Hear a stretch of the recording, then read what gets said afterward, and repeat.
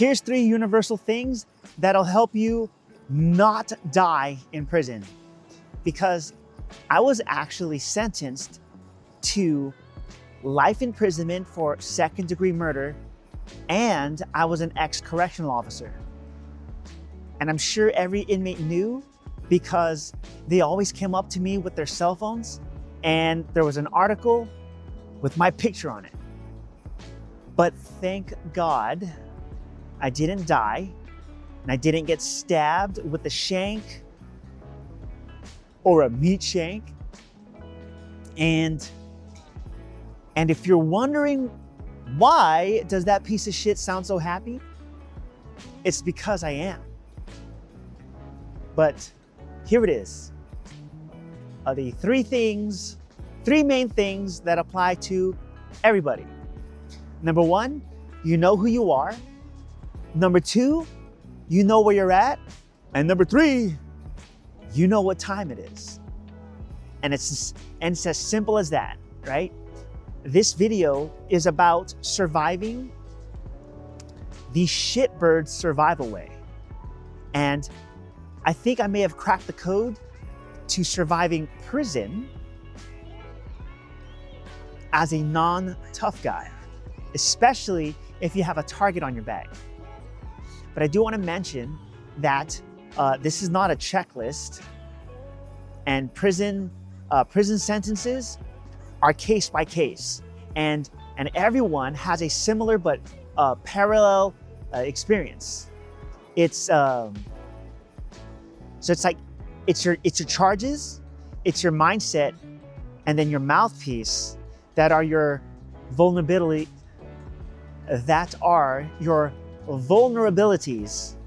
up in that thing. And if I can survive prison, I promise you could possibly survive as well. Possibly. No guarantees though. So technically, that's literally all you need to know. Like who you are, where you're at, and what time it is, right? And there's more to it, but there's that nuance. There are details that are so important, it could get you killed. Or your cheeks killed if you slip on the wrong soap. But real quick, let me tell you what this video is and what it isn't, okay? This is not me bragging. This is not me saying I'm tough or special. This is more tactical. This is here's what I did and here's what worked for me. And I'd give this information to anyone that I cared about if they were going through the prison process.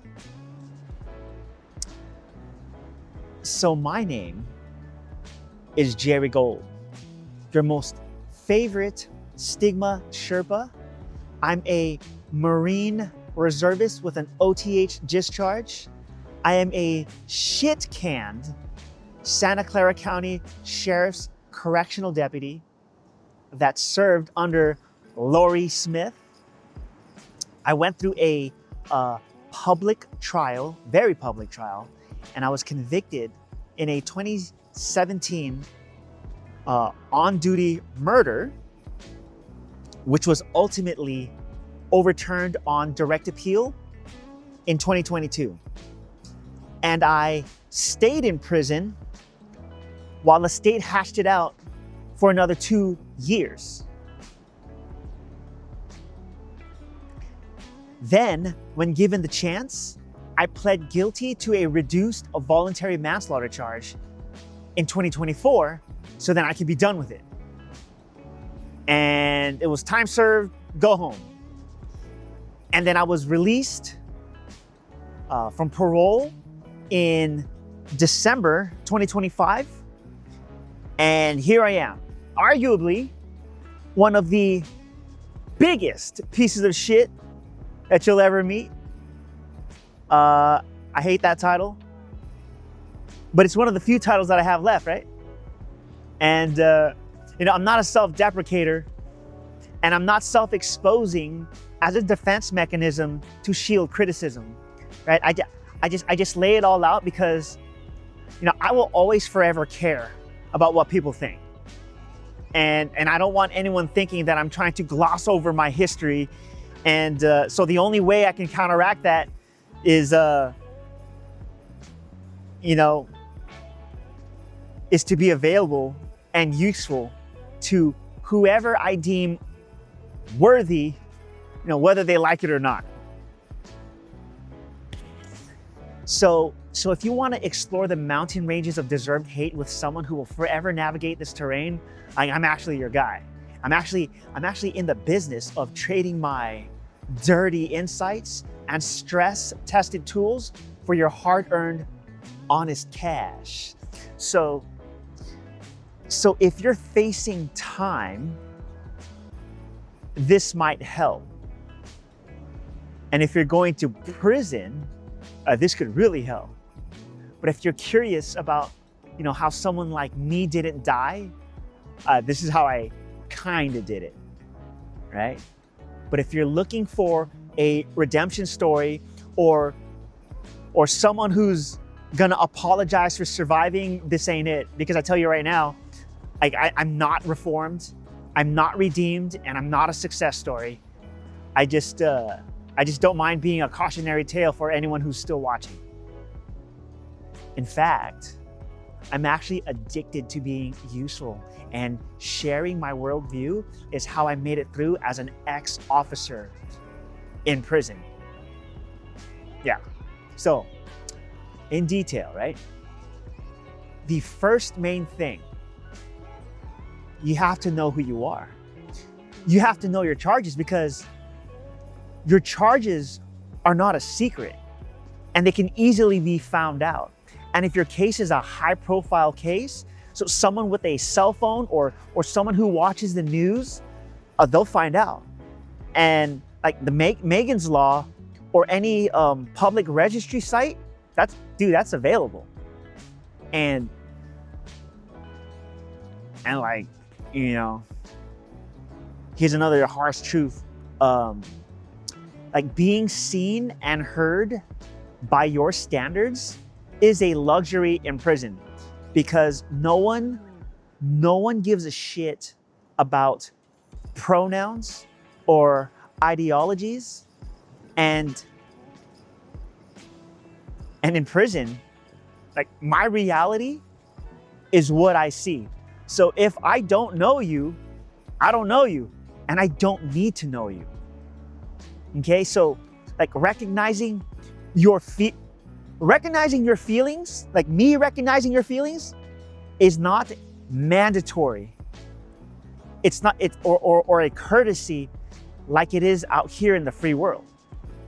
Like no one cares about the story that's coming out of your mouth, because most times it's either deflection, delusion, or a lie. And so what they see through their lens is all they care to know, because perception is reality up in that bitch. And for those guys, your charges are really all they need to know, because you are what you did. You are absolutely defined by your labels. And with that, you're defined by your charges. So then you have to be at peace with knowing what you are and what you aren't. In my instance, I was no longer in law enforcement, even though, tons of inmates, they looked at me with suspicion as if I wasn't one of them. But I was eating the same shit food and drinking the same fart water, but still not one of them. But whether you're guilty or not, you can still be at peace. And you gotta be at peace that you know why you're there. And you gotta be at peace that you're not lying to yourself. And if you don't define who you are, someone will define it for you. And they will, because they can sniff it. They can sniff it out. You got to know that there are people who claim to know you more than you know yourself. And resistance to that equates to calling someone stupid, and that could get violent really fast. And I was like, but then people explained it to me. Like, they said you don't need to know why someone is the way they are. You just watch how they act and how they make decisions, and that'll tell you everything you need to know, because everything else doesn't matter. But I do want to mention, I absolutely accept every single truth that the jury found. I'm not insinuating anything. I'm not saying I'm innocent, and I'll never claim that I'm innocent either, right? I'll forever say that I'm guilty as hell, and I accept the trial outcome, and I am 1000% guilty of everything everyone has said. But here's a fun story. When I first got to the yard, there were a lot of inmates that were a part of my case, like witnesses that were there that night, and there were ones that cooperated with the state, and there were some who were utilized in my defense. And then there were a lot of inmates that saw a lot of things. And I'm not gonna say what they saw, because you literally cannot prove 100% what they saw, but those guys said a lot of things to a lot of people before I was in prison and while I was in prison. And somehow magically, I don't know how, but I had a lot of inmate friends before I even knew them. And so I remember when I first got there, a dude came up to me with his cell phone and said, "Damn, bro, you did that." And I'm just gonna like, "Damn." Like, "Yeah, man, you guys really did that shit. How do you feel? What do you say about yourself?" And I was just like, and I knew, because I just had to go with whatever the news articles said and what the trial said, you know. And so when they asked me, I just said, I have nothing to say. What's there to say? I then went on and said this. I just said, everything they said on those articles, the news articles, about me, I'm not gonna deny anything. And I'm not gonna convince you otherwise. And then I remember the big grin on the dude's face, right? Then he said, "Nah, bro, don't worry. You'll be fine. In fact, if anyone messes with you, let me know." And a lot of the guys who testified against you won't be on this yard for long. That's what I remember him saying. Right? I didn't confirm it. I didn't ask, because I didn't trust him. Because I'm scared. I was, I'm a CO in prison. But anyway, because those inmates spread whatever words, and those words, whatever they were, whatever it was, it created a situation that had a lasting effect over those 7 years while I was waiting. And it's where I didn't get stabbed, I didn't get raped, and I didn't get killed. I guess I should have trusted him, huh? Anyway, so that brings me to the, I keep blabbering, to the second thing, and that is know where you're at. Because that first interaction was a test. And it was a test to see if I was gonna deny or hide my background or my charges. And that was a test to see if I was gonna snitch that he had a phone or if I felt threatened by his curiosity. But I figured this guy could end up being a friend. Maybe.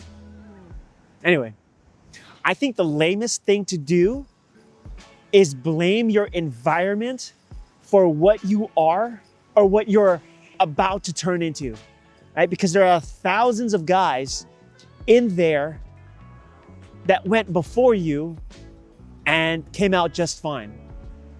And that's what I mean when I say that everyone's experience is similar but parallel. Because you're surrounded by so many people and one person's actions can affect everyone. So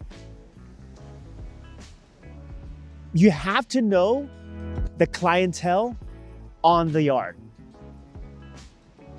It is your job to study who is who. And I'll even take it a step further, right? Once you know who is who, you need to know who needs what. And that right there, you'll know what to do.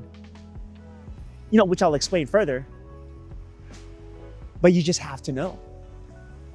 Because prison doesn't change you. It reveals you. It does strip you of all the luxuries that you once had, and you're just left with your memories, your dreams, and your abilities. Like your past life is a memory, and it's going to be a painful reminder of what you fucked off. And that could either help you or hurt you. So if you were boastful, like if you were a boastful person when you were free, that's gonna come out in prison. And then people are gonna smell and sniff that arrogance or hypocrisy, right? That right there is a magnet that you don't want swirling around you.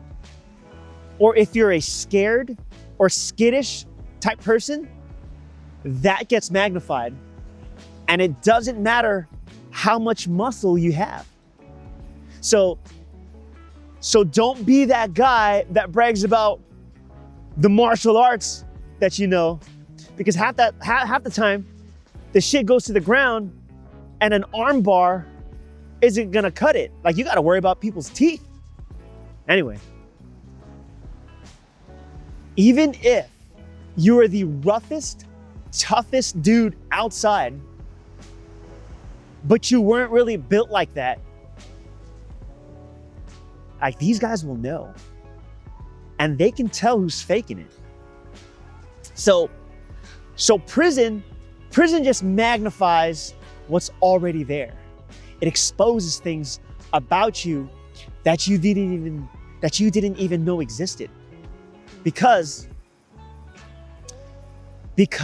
you're in a place where watching what people do is fun and is essential to survival.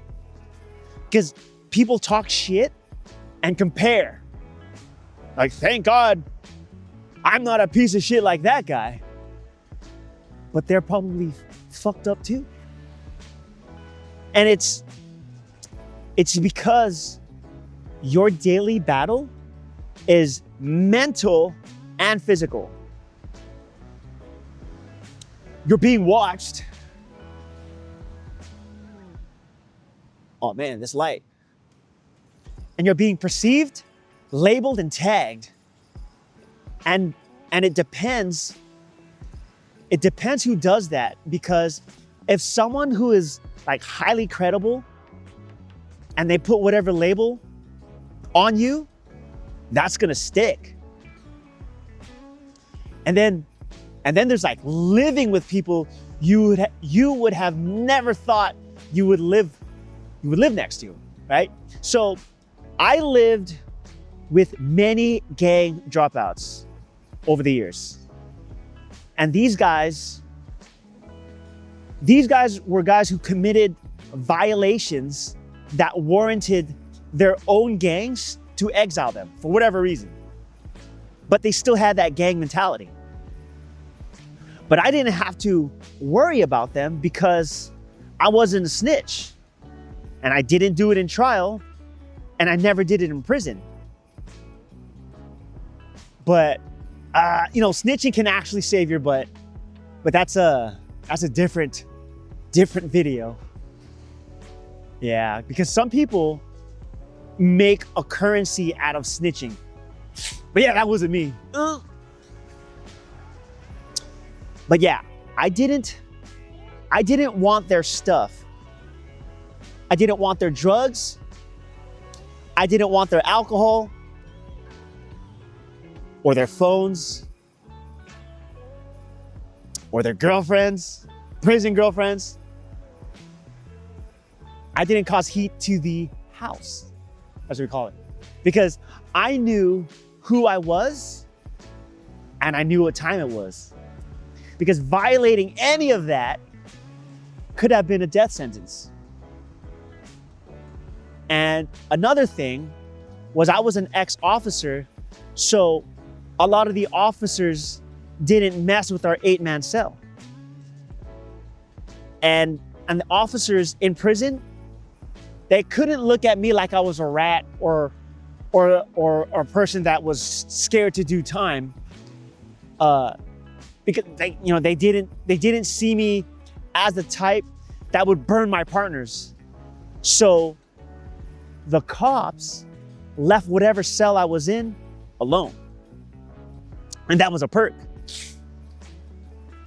That was my lucky currencies. And it allowed these guys to engage in all sorts of hetero and homosexual activities in that cell. And they never had to worry about me because I was predictable. I was predictable on purpose. That right there, in a way, was like branding, personal branding. I learned personal branding in prison. And when you build that, that could speak on your behalf when you're not in the room. Yeah, that'd be another video. Anyway, like I knew these gangs and those, people who politic, they would always be watching and taking note how I conducted myself. And I used every opportunity to show that I wasn't a rat. I remember one of my cellies who was in an active dropout gang. Not gonna say any names, but he would always engage in gay bashing, nonstop. And so one day, him and a transgender who also lived in our cell stayed behind instead of going to the yard. And I forgot my hat, cause bald, and my headphones. So the cop let me back in after they shut the gate. So when I went back to the cell, I saw those two in the covers. And I was like, oh, hells nah. And then I said, hey bro, come out and help me with this bucket real quick. And he was like, nah, man, I can't. And then I said, bro, are you naked under there? I was like, don't trip. Your secret is safe with me, straight boy. And I never ratted him out. We're great friends, lifelong friends. But that was on purpose. I was specifically one way because that was easy. I could just be myself. And there's a whole world. Yeah, a whole world of building a fake persona in prison. But that would be another video. That's another video, man. Shee.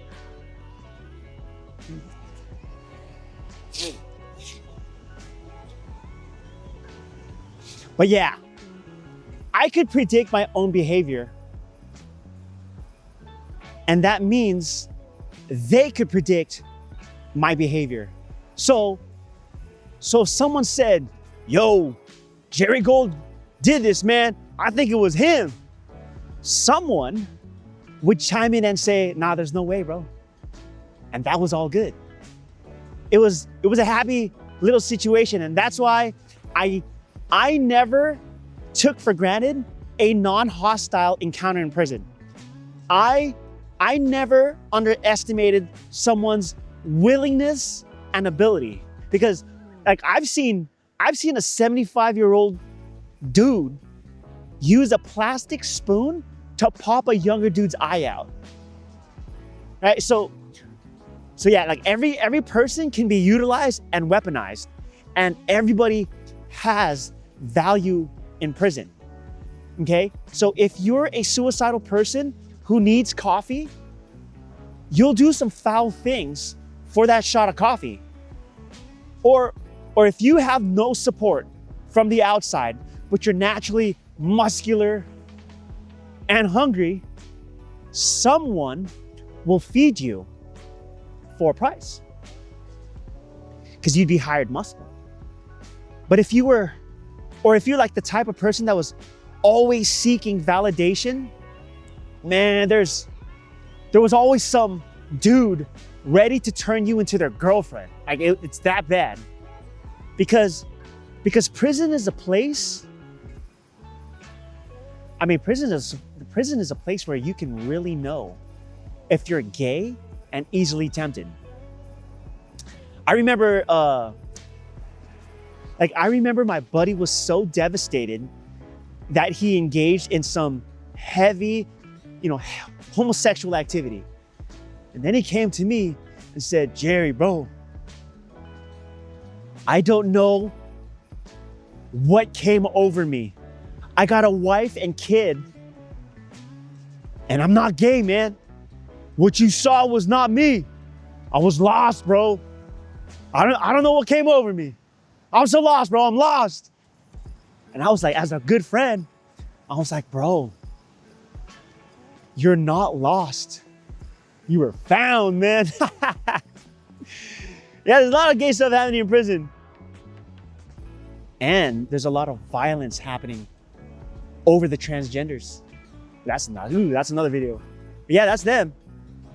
I mean, I got so many gay-related stories, it's unreal. Yeah, that's another video. Man, that's too many videos. But yeah, for me, thank God I was on a yard where I was at, right? Because people will say, oh, because you were on a soft yard. I'm not gonna say that it's a soft yard, because there were guys getting killed and sliced on that yard. Rest in peace, Sam, Chia. But I'm not gonna be the one to say it's soft. But I will say this. When you put all the worst of the worst together, rapists, child molesters, dropouts, like bad stuff happens. And then when you make it a non-designated yard, like in California, level 2s, like we're all, they have sickos, psychos, and freakos mixed with active gang members that can't function on a main line. Like that's where even more bad stuff happens. And some gang members, I get it, are forced to be on that yard, but it's their job. They are mandated to take off and fight anyone the moment they hit that yard. But then on those type of yards, you got rapists who are raping the weaker rapists, right? That's just what it is. But here's my thing about survival in prison. each day that went by was proof that the day before, I didn't need to get stabbed or killed, right? Each day was more solid proof to myself, probably to others, that I was a better friend than enemy, and that I was more useful when I could be useful. That requires me being there and not dead. And thankfully, when I was working at the jails, I wasn't the type of guy who would run up in a cell with 10 deputies and beat you up. Because if I had been, I would have been killed when I was alone. I'm telling you, I would have been killed. And all I worked was direct supervision, and it is so easy to get killed in county jail as an officer. Because all you would have to do is take the radio away, pull that officer in the office, in a cell, and then you're done. And it wasn't an if they saw me in prison, it was more when, because CDCR is really small, right? And there were guys that were under my charge, and they were my workout buddies in prison. Fuck, man, this video getting too long, dog. Anyway, for the last main category, when I say realizing what time it is, because everything you do, especially in prison, it has to go through the lens of freedom or no freedom.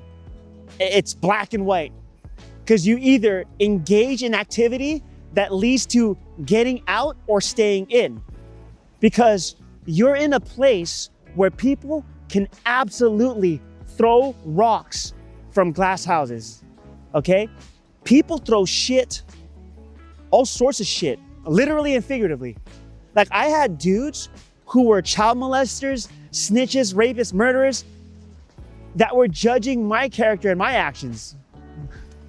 And here's the thing, that's what they do. That's where you're at, so what are you gonna do about it? I, for one, didn't do a damn thing. I would make it clear, and I would always say, I'm a better friend. I'm not gonna fight you because I wanna go home. And I would ask them, what is it that you really want? Because I can walk away while you call me a bitch so it sounds good.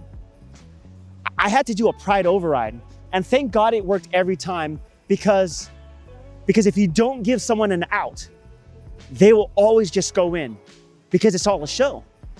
Like, I wasn't gonna bite because I didn't want them dragging me down, getting me to respond in a way that would lead to more charges.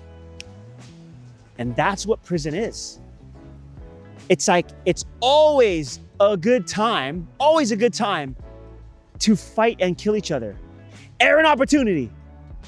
That's the only thing that's separating you from fighting.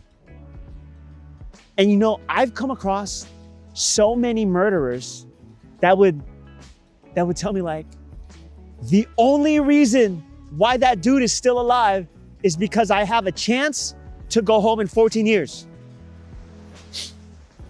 And if you can imagine that, a convicted murderer who had the taste of blood, right? A person who can look at themselves in the mirror every day, and he's ready to kill this other dude like it's a walk in the park. But he won't, because Prop 57 or whatever says he might have a chance. Like, you'll be surprised how many murderers there are who you're having coffee and playing cards with. And it's cool. Like, that's where you're at. That right there is what time it is. And you gotta know that all these dudes, they know that. They know where they're at. So for every day a person is not stabbed or sliced is proof that they did something right because, there's plenty of dudes, with a nice little slash on their face because they did something wrong. And I always encouraged, I chose the path of self-preservation and freedom. For me, that meant creating a sphere of safety around myself. I used all sorts of tactics to shape the world around me inside. I made sure that I could control only what I can control. And I knew I couldn't control people by giving them directives. They weren't gonna listen to me. So what I had to do was what every therapist says or does. I give them tools so they realize it for themselves. It's a form of manipulation. The whole goal was to make them realize that I'm a great dude and I shouldn't be killed by your hand. That was it. And I carried myself in a way where I was more believable and trustworthy and stable. And the only way I achieved that was by being a solid person. Mind you, I had a reputation and I had an active appeal where the paperwork was accessible to every single inmate through LexisNexis on the tablet. So luckily, word spreads really fucking fast in prison, and I had a good reputation. And because I knew reputation was everything, I acted in alignment with that. I studied my own reputation and I solidified it. And with the time factor, because time is your friend, I had more time with better people that could vouch for me. Because in prison, you are judged by the company you keep. But it also matters how you keep company and why the company keeps you. That's huge. Because you can't just be a guy who hangs out with warriors who are willing to fight, but not be a warrior yourself. People will sniff that real quick. They'll sniff out that and see that you're just a person who is seeking safety. And that's not good. So you have to be a certain caliber of person worth being associated with. And you can't just be heinous, or you can't continue to be heinous. Yeah, you can't lie, you can't borrow people's stories, because that's how you get caught. It's dangerous. In fact, there's actually an art to surviving prison as a sex offender. And I studied the mechanics of it, and I hate to admit it, because those guys are the best teachers when it comes to delusional resilience. Right? And I can make a whole nasty video about that. I actually wrote a book on it. Suicide Override, Memoirs of a Piece of Shit Officer. I wrote that, it's on Amazon. Shameful plug. Anyway, but in regards to violence in prison, if you were to be violent, don't be that guy who picks and chooses, okay? Because you either don't fight or you do fight. I mean, you could fight all you want, but what I'm saying is, if you get violated by a smaller person for whatever reason, and you decided to press his ass, you better press the big 7 foot, 280 pound solid muscle fucking black dude that violates you too. Because if you don't, then people will know you're all talk. And it does matter what people say, because there's a direct correlation of how comfortable your life is in prison and what people say. So when people say it doesn't matter what people think, I'm just like, all right, bro. you know? Lucky then. Yeah, specifically, like I specifically became useful to the violent people in prison. And I gaslit the fuck out of them. So this is what I do. I shaped my environment by making non-violence cool, right? I made it so the circle that I was in, like being called a bitch in front of everyone was totally fine. Because violence was the most effective tool in prison. And if someone disrespects you, you fight. Because in prison,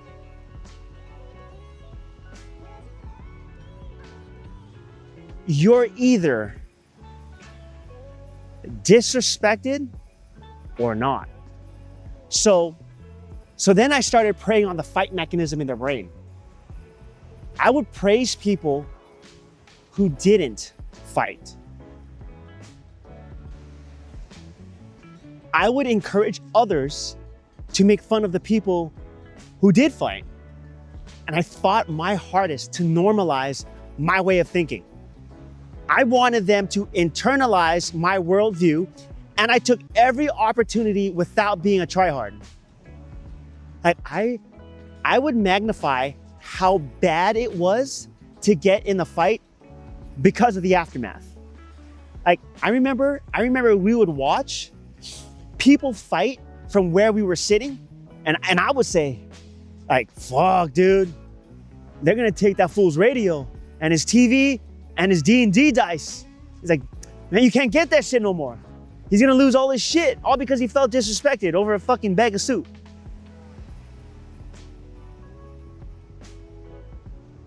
I would do that. I would inject that message into their brains, and I would even praise the people who didn't fight. Like I remember, like when we were playing D&D, I would just say out of nowhere, I was like, bro, look at us. Look at us right now. You're a murderer. You're on some fucking weird shit. You got drama. And look, here we are playing D&D. Drinking coffee, 8-hour sessions, 5 days a week. Man, this is our sanctuary. This is how we escape. It's like, and I'll tell you that, man, guys, don't fuck it up. Don't fuck it up. Don't fuck this D&D campaign by fighting a motherfucker. Like this right here is as good as it gets. And I made them believe that. I made it feel like we were a unit because we're boys. And that anyone's negative behavior could affect the unit. And I would say, man, you're smart for walking away from that, man. You're thinking about your parole. You're thinking about your future. That dumbass who wanted to fight you, he's gonna be here for another 5 years, or you're probably like owed a debt or something. He's trying to get off the yard. So I gave them a narrative that made restraint look strategic. Yeah, I gave them a narrative that made restraint look strategic and not weak. And the beautiful thing is, once people started doing it, it became contagious. Like I created a bubble where non-violence was a default. And that bubble kept me safe. Selfishly kept me safe. But if you have to do it the fucked up way, like there's another shitbird survival, variety that you could engage with for survival's sake, and I would call it prioritizing truth. And because look, there's only one true definition of truth, but there are many definitions and flavors of lying. But in regards to the truth, like you're probably sitting on all sorts of truths, ugly truths. But there are truths that you want to hide and truths that you want to showcase. And hopefully those truths can overshadow the shit that you're trying to hide. And depending what it is, like what you can hide or get away with is how you operate. Like I'm an ex-officer who disgraced the badge. I know I'm a piece of shit. And that's the truth. And regardless if I were innocent or guilty, like me being in prison affects the law enforcement community negatively. So prioritizing truth means confronting every ugly truth where it's convenient and it serves your purpose. And then some truths you acknowledge publicly, and all of it that you intentionally don't like, just place it at the bottom, right? Because sometimes survival requires focusing on other actions instead of full confrontation. Because I knew dudes who were in for murder and rape, but it just so happens that they only talk about their murder and they only showcase that. Yeah, that's another video, man. But yeah. So then what do you do? Like you need to justify your actions within yourself. Like, are you okay with lying? Obviously, I would say you are, so you got to be at peace with it. That's what time it is, right? That's what you have to do. And one way to be at peace with it is to know why you're doing it. Like, you can justify all sorts of things. Survival, not caring what certain people say, or placing energy into opinions of others who support you instead. It's prison. It's not sunshine and rainbows. It's not this beautiful beach. Shit's ugly. But you know what time it is? But yeah. Yeah, I had a great time in prison because I followed those three things. And I have a lot of great memories, that I'll eventually talk about in another video. I came across a lot of good people that did horrible things. And a lot of them are lifelong friends because all these three things. Anyway, links in the description below, friend.